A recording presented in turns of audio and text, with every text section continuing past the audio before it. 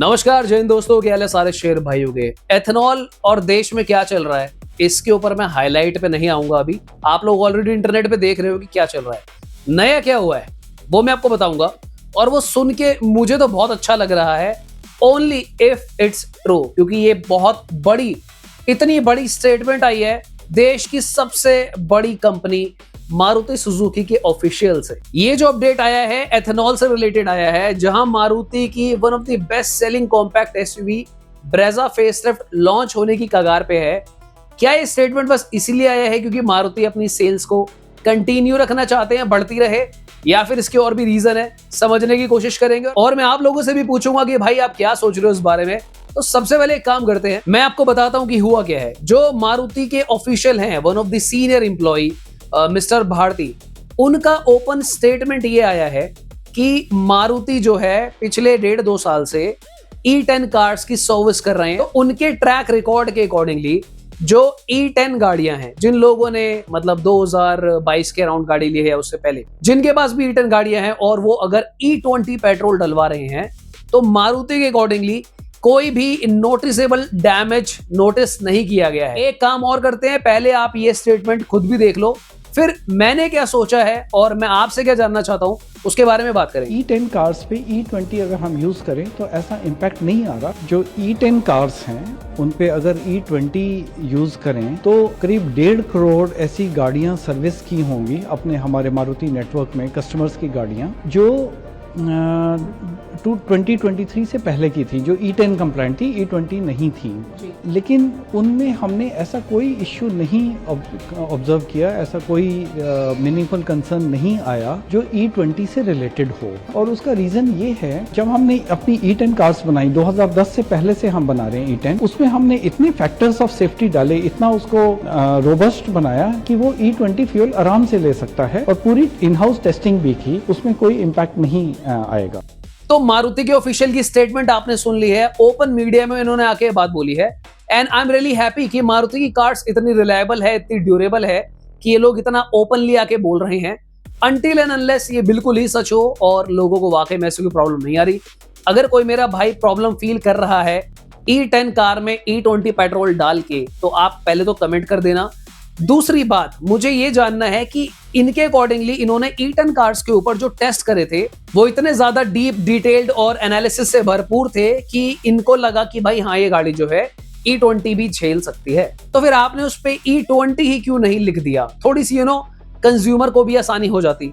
I mean जैसे जिसके पास E10 है, अगर वाकई में मारुति की गाड़ियां जो E10 वाली हैं वो E20 झेल सकती हैं और अच्छा रिजल्ट आया है, तो यार आप एक काम करो, पुरानी गलती सुधार लो। सर्विस सेंटर जब गाड़ी अगर जाती है तो यार उसको E20 का स्टिकर लगा दो वहां पे, तो लोगों को अच्छा हो जाएगा, राहत हो जाएगी। सेकंड पॉइंट, क्योंकि देखो सिक्के के दो पहलू होते हैं। क्या भाई ये बस कोई जुमलेबाजी है जस्ट बिकॉज अब मारुति की ब्रेजा आने वाली है और मुझे पता नहीं ऐसी फीलिंग क्यों आ रही है कि वो भी E20 ही आएगी इस दौर में, जहां पर रिक्वायरमेंट एक्चुअली में E30 या फिर उससे ज्यादा की ही है। नेक्स्ट पॉइंट जो मैं समझने की कोशिश कर रहा हूं कि E10 गाड़ियां E20 झेल पा रही है, वेरी गुड। तो क्या इसका मतलब ये भी है कि जो अभी E20 गाड़ियां ऑलरेडी बनाई इन लोगों ने, क्या ये गाड़ियां E27 या E30 भी झेल पाएंगी? आने वाले सालों में क्या हमें यही स्टेटमेंट सुनने को मिलेगा कि जो गाड़ियां हमने 2023 से लेके 26 के बीच में बनाई, ये E20 गाड़ियां जो हैं इजीली E27 या E30 झेल सकती हैं? पर दोस्तों समस्या पता है कहां खड़ी होती है? समस्या खड़ी होती है जब BMW के ऑफिशियल ने अपनी स्टेटमेंट दी थी। उन्होंने एक बात बोली थी कि इन कार्स को, जो E20 कार्स हैं, आप कुछ भी कर लो, ये गाड़ियां E27 या E30 के लिए रेडी टेक्निकल लेवल पे हो ही नहीं सकती है। अब मुझको पता है कि ये बहुत अलग अलग स्टेटमेंट्स है कि भाई E10 में E20 डल गया तो डज नॉट मीन कि भाई अब उसी E20 गाड़ी में E27 या E30 भी डलेगा। एक चीज यहाँ पे कंफर्म होती है कि जो E20 गाड़ियां हम अभी खरीद रहे हैं दोस्तों, वो E30 पार नहीं कर पाएंगी, ऐसा मानना है BMW के ऑफिशियल का।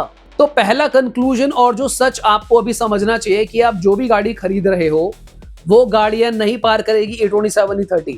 दूसरी चीज, जो भी फ्यूल अब नेक्स्ट आने वाले हैं, जो अभी टेम्पररी गवर्नमेंट ने होल्ड पर डाल दिए हैं, 2026 चल रहा है, E20 चल रहा है, नेक्स्ट फ्यूल जो प्रोजेक्टेड है मेरे अकॉर्डिंगली वो E27 या E30 होगा।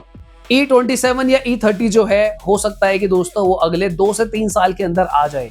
तो अभी जो मेरा भाई गाड़ी खरीद रहा है, या फिर जिस भी मेरे भाई ने 2023, 24, 25, 26 इस ड्यूरेशन में गाड़ी खरीदी है, अगले 2-3 साल बाद जब E30 के अराउंड हम अगर पहुंच जाते हैं तो हमारी गाड़ियों का क्या होगा? दोस्तों मुझे ऐसा लगता है, फिर जो मैं बात रखना चाहता हूं कि कुछ भी करके कुछ ऐसी टेक्नोलॉजी कार मेकर्स को ढूंढनी चाहिए कि ये जो गाड़ियां हैं, ये गाड़ियां E10 से E20 से एटलीस्ट E27 जैसे फ्यूल तक कन्वर्ट हो पाए, क्योंकि दुनिया में जो भी बड़े बड़े बदलाव होते हैं ना, वो एक डेकेड के बाद कंसिडर करे जाते हैं। डेकेड का मतलब होता है कि भाई चलो 10 साल के बाद कोई मेजर चेंज ऐसा हुआ कि उसको एक्सेप्ट करा जा सकता है। पर अगर आप ये पूरा इकोसिस्टम समझोगे, पूरी चेन समझोगे, तो ये 10 साल के अंदर अंदर ही हो गया, उससे पहले ही हो जाएगा यार। मतलब ये कैसे पॉसिबल है कि एक डिकेड के अंदर ही भाई E10 भी आ गया, E20 भी आ गया, फ्लेक्स फ्यूल भी आ गई, E27 भी आ जाएगा। ये सारे काम 5 से 6 साल के अंदर हो जाएंगे, एक डिकेड के अंदर ही। इतनी कम ड्यूरेशन में तो भाई हमारा पैसा डबल नहीं होता अगर हम FD करवाते हैं।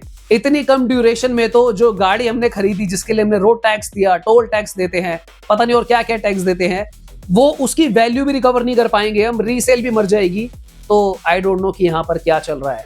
आप क्या सोचते हो इस बारे में? अपने सुझाव कमेंट जरूर कर दो। दोस्तों एक चीज मैं और क्लियर करना चाहूंगा, क्योंकि इंटरनेट पे ना बहुत सारे मिसकंसेप्शन भी चल रहे हैं और अलग अलग तरीके की बातें चल रही हैं। सबसे पहले तो आपको क्या करना है, आपको ये पावर पेट्रोल डलवाना बंद करना है। XP95 एथेनॉल फ्री नहीं है मेरे भाई। दूसरा आपको ये समझना है कि अगर आपकी E10 गाड़ी है, जैसा मारुति के ऑफिशियल ने बोला कि आप E20 पेट्रोल डलवाइए, कोई प्रॉब्लम नहीं है, चल जाएगी, चल रही है, बहुत अच्छी बात है। देश की पुरानी कंपनी है मारुति, अच्छा काम किया। पर अगर आपकी गाड़ी ब्रेक डाउन होती है तो मैं आपको क्लियर कर दूं, मारुति की पॉलिसीज के अकॉर्डिंगली और इंश्योरेंस कंपनी के अकॉर्डिंगली, अगर आप गलत गाड़ी में गलत तरीके का फ्यूल डलवाते हो तो ये दोनों लोग रिस्पॉन्सिबल नहीं है। डिप्रेशन, यानी कि अगर आपकी गाड़ी में फ्यूल इंजेक्टर्स या फिर कोई भी मैकेनिकल इश्यूज आते हैं आपकी E10 कार में E20 की वजह से, तो ना तो इंश्योरर आपको पे करेगा और ना ही आपका official warranty package service centre में कोई वैलिड माना जाएगा। नेक्स्ट चीज, जो कल मैंने वीडियो बनाई थी वो पॉइंट अभी भी चल रहा है और मैं अभी भी उस बात पे स्टिक करता हूं। कुछ लोगों को कल मेरी वीडियो समझने में प्रॉब्लम हुई थी। मैंने आप लोगों को ये बिल्कुल नहीं बोला कि आप गाड़ियां खरीदनी बंद कर दो।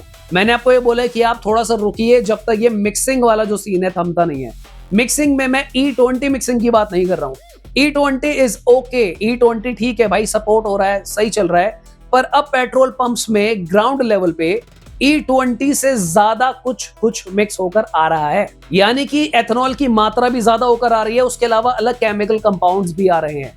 तो जब तक अगर आप वेट करना चाहो 1-2 महीने, मुझे लगता है ये चीज थम जाएगी, क्योंकि अभी नजरों में आ चुकी है गवर्नमेंट। मेरे साथ खुद एक ऐसा इंसिडेंट हुआ है भाई, मेरी माता जी ने बोला कि बेटे काम करो, जाना खीरा खरीदना, सलाद बनानी है। तो मैं वैसे इतना मंडी वगैरह जाता नहीं हूँ, तो मैं चला गया भाई खीरा खरीदने मार्केट से। मैंने 3-4 दुकानों के गैप में ही 3 तरीके के खीरा देख लिए। मैंने पूछा भाई इनकी शक्ल जो है अलग अलग क्यों है? तो उसने बोला भाई ये देसी खीरा है, ये हाइब्रिड खीरा है और ये सेमी हाइब्रिड खीरा है।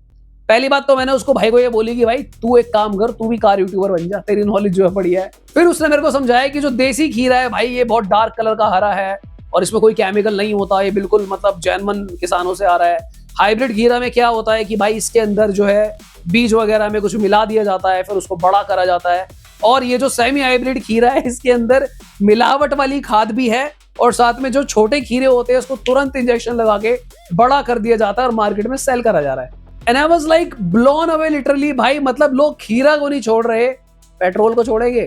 क्या बात है सर, क्या बात है सर, क्या बात, ये बात है। देखो कार ब्रांड्स जो है वो सारे बढ़िया हैं, टाटा अच्छा है, महिंद्रा अच्छा है, मारुति अच्छा है, hyundai, टोयोटा, सारे ब्रांड्स बढ़िया हैं।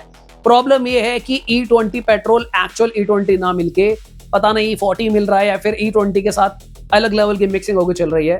तो आपको जो है अपने डिसीजंस थोड़े से सोच समझ कर लेने हैं। पेट्रोल अगर आप डलवाने जा रहे हो तो भाई डलवाते 2-4 लोगों से बात भी कर लो, फीडबैक पता कर लो आसपास लोगों से। अगर उस पेट्रोल पंप पे पिछले 1 हफ्ते में 10 दिन में कोई भी कंट्रोवर्सी हुई है, वहां से मत डलवाओ पेट्रोल भाई, अपनी गाड़ी को बचाने की कोशिश करो। मैं तो कह रहा हूं भाई 1-2 हफ्ता गाड़ी कम चलाओ, कोई बात नहीं, मत डलाओ पेट्रोल, खड़ी रहने दो उसको।